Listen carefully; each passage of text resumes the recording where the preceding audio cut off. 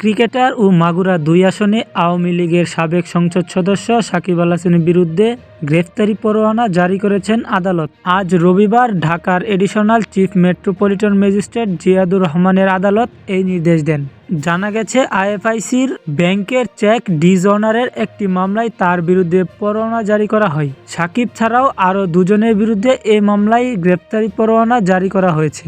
এর আগে গত 18 ডিসেম্বর চেক ডিসঅনার মামলায় ক্রিকেটার সাকিব আল হাসান সহ 4 জনের বিরুদ্ধে সমন জারি করেন ঢাকার additional chief metropolitan magistrate Mohammad Mahbubul হকের আদালত। 18 জানুয়ারি সাকিবকে আদালতে হাজির হওয়ার নির্দেশ দেওয়া হয় তখন, তবে তিনি হাজির না হওয়ায় আজ রবিবার তার বিরুদ্ধে গ্রেফতারি পরোয়ানা জারি করেন।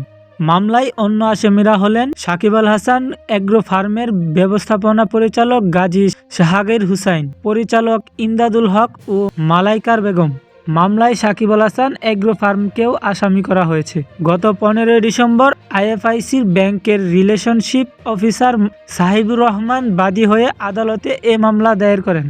মামলায় বলা হয়, সাকিবকে মালিকানাধীন এগ্রো ফার্ম 2017 সালে ওয়ার্কিং ক্যাপিটাল হিসেবে 1 কোটি এবং টার্ম লোন হিসেবে 1.5 কোটি টাকা আইএফআইসি ব্যাংকের বনানী শাখা থেকে ঋণ নেয়।